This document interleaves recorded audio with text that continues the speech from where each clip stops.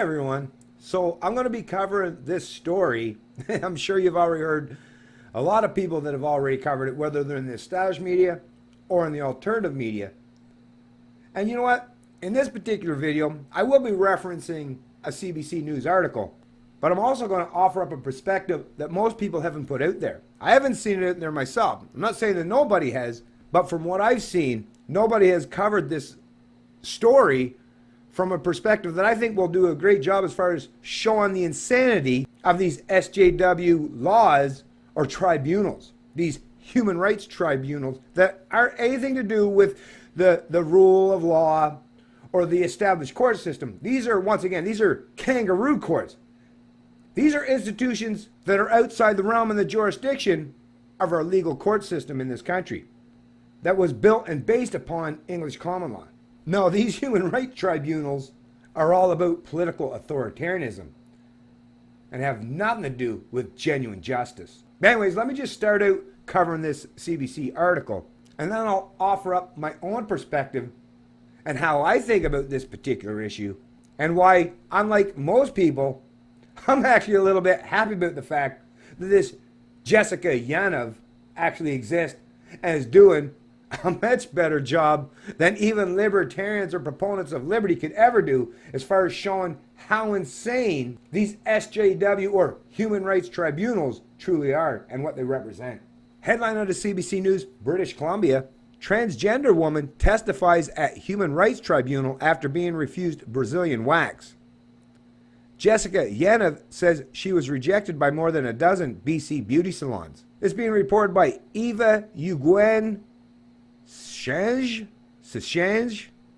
July 26, 2019. But that's the other thing, actually, I'll just mention as well is, the established media, I mean, other than the fact that CBC News in British Columbia, this article that covered it, but most of the hacks in the established media are treating this story basically as a third rail and not even wanting to go anywhere near it. Why? Because they know damn well it's pretty hard to cover a topic such as this without potentially shooting yourself in the foot because you've referred to the person with the wrong pronoun, or will pee off someone who identifies in one of these collective groups and may place yourself in some very hot water. Like I say, those who represent or comprise the bulk of the established media, they're very much cowardly and very much conformist and unwilling to deal with genuinely controversial issues. Well, unless it suits their purpose, where they get to deride people that are their political opponents. In that case, they love doing it. But hey, someone that's a transgender or on the left side of the political spectrum, they don't want to go after those types, no matter how vile and no matter how disgusting they are. That's the problem with collectivism and groupthink, is they're unwilling to hold individual actors to account. And the fact that this Jessica, which, by the way, I know you probably already understand this, but I'm just going to reiterate here before I continue on, is, yes, this Jessica Yaniv, this transgender woman, still has the penis and balls. So while Jessica identifies as a woman, the male genitalia still exists. And that's the very reason why these ladies that work at these beauty salons or own these beauty salons have refused to wax Jessica's balls. And of course, these ladies should have the right to refuse to touch male genitalia if they don't want to. Are we really at that place in Canada today where we're now going to force women to touch men's genitalia based on the authority of these human rights tribunals? A lot of women fought a lot of battles to try to escape that kind of authoritarianism. A transgender woman testified before the BC Human Rights Tribunal Friday, complaining that she was refused Brazilian waxes at more than a dozen beauty salons because she is transgender. Jessica Yaniv says she's been repeatedly refused waxing services since 2018. For the past several months, the tribunal has been conducting hearings into the complaints against each of the waxing salons and independent estheticians. None of these providers had any issue with anything until I mentioned I was transgender. Why was it not brought up saying, hey, we don't do service on male genitalia? Yaniv, who identifies as female but has male genitalia, contacted the businesses through Facebook messages requesting to book an appointment for waxing services, including a Brazilian wax, which removes most or all pubic hair. She says many of the estheticians advertise themselves as offering arm, leg, and pubic hair waxing for either male or female customers. However, when Yaniv informed that she was transgender, she says she was suddenly refused appointments outright, or that the estheticians made excuses for no longer being able to perform the service. In response to the complaints against them, several estheticians have claimed to lack training required for waxing male genitals, or that they are not comfortable doing so for religious or personal reasons. So, I mean, you've already heard plenty of people, like I say, I'm just covering this article, and I'll place a link to this article in the description of the video. I'm covering it to give you a little bit of basis of how the media, how the CBC is trying to cover it. And as you can see, this reporter is trying their best to tie themselves basically into a pretzel so they don't offend or get themselves in hot water or trouble for daring to misgender this Jessica or to misrepresent Jessica in any way. Don't you wish those who were representatives of the established media worked that hard to not misrepresent people on the right side of the political spectrum? I'll just point that out first and foremost. But I mean, hello, folks. Like I say, now we're going to get to the point where I'm going to push back against a lot of the narratives that I've seen. Like I say, not just in people in the established media, but even those in the alternative media. Everyone is trying to paint this Jessica character in such a negative light. And I will actually agree on that kind of premise based on the past history of this person. I mean, it looks very much like this person is generally going around trying to find people who are against, for, you know, whether it's personal or religious reasons, you know, just like that cake baker down in the U.S., right? Or the people, or the gay couple. They kept looking for places that didn't want to do it so they could politicize it and make a spectacle of it. When in reality, just like with the cake baker, hey, if that baker is religious and doesn't want to bake a cake because it represents being gay and they're against that based on the religion, then hey, go elsewhere. That's, as far as I'm concerned, that's what I would do. That's what a common sense approach, that's what a reasonable decision would be, is go elsewhere, because there are alternative sources for you. Freedom of association, folks. But just like in that incident, the same goes with this incident, is this Jessica character knows that there are places that will do that, but it seemed like Jessica wanted to purposely go to places that wouldn't, to make a public or political spectacle out of it. But that's the thing. While most people are reporting on this as, oh, terrible, terrible Jessica. Like I say, I will kind of agree to that, because, I mean, this Jessica character doesn't seem like the most upstanding moral citizen, that's for sure. That is for certain. But, I mean, come on.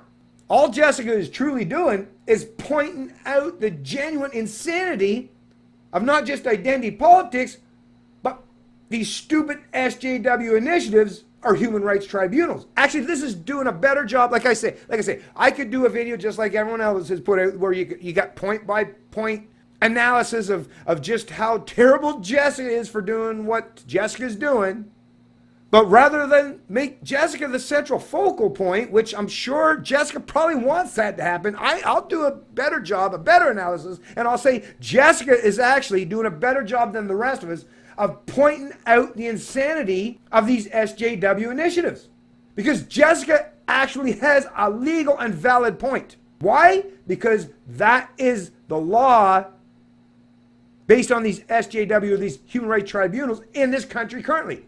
So the reason why Jessica feels comfortable doing this, and why the media is cowtailing or tucking their tails between their legs when they're covering this topic or covering Jessica's story, is because they know that, oh, we don't want to go against our authoritarian political or thought leaders.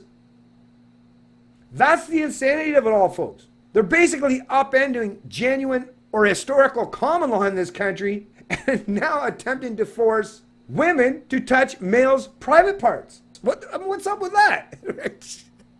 Now, based on these SJW laws or these human rights tribunals, they have managed to skirt any sexual impropriety as far as touching or forcing other people to touch opposing sex's genitalia.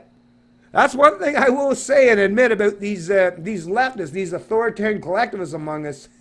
Boy, they know how to use the language to manipulate things, and the power of government, that monopoly of force or violence, to get their way. And like I say, I'm going to say it one more time. Jessica is doing a better job than most of the political pundits or media mouthpiece out there, whether they come from the right or the left, as far as pointing out the authoritarian nature that is the underlying factor that is contributing to this breakdown society and is contributing to the kind of political divisiveness that is now rampant in this country. And why? Once again, because we no longer have the ability to actually be free from force in terms of our social interactions. The whole point of having freedom, of individual rights, freedoms, and liberty is not to be able to force or impose things on individuals. The point of human rights historically has been to prevent people from having force imposed upon them. Based on these SJW laws or these human rights tribunals, they're undermining and overriding historical precedent in terms of our laws. And the laws were set up, that's the whole point of laws was to prevent people from using force or imposing themselves on each other. That's the point of the law. That's the point of having a justice system. But as you can see, that's not the case. They're completely reversing that whole pretense under these human rights tribunals, these kangaroo courts, which, as far as I'm concerned, I don't even acknowledge or recognize of having anything to do with law in this country or justice. And you shouldn't either. I think it's completely wrong, obviously, what Jessica's doing, but in a way, I fully support it because, once again, that's the only way. Hey, beat them at their own game, folks.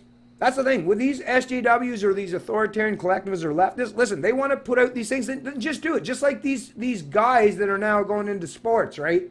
These transgender figures or whatever they are that are going into sports and kicking ladies' butts on a continual and regular ongoing basis in their sports. Well, hey, as much as I think that's ridiculous and so unfair, it's like, well, let them do it. Because like I say, the way this unfolds, we'll do a much better job than just sitting here using objective or logical talking points. As we understand, most people don't really care for logic. But if you put a spectacle such as this on center stage and present it towards them, then they'll see just how ridiculous it is, right? You can try to argue against it, but no, a public spectacle such as what Jessica's doing is going to actually get more and more Canadians on board with supporting individual rights, freedom, and liberty, whether they're male or female, than once again sitting here doing bulletin points or using freedom-oriented talking points. I could do that. I could do that all day long. Like I say, I actually think Jessica is doing a much better job than what I could ever do to show how insane these laws, these rules, these truly are.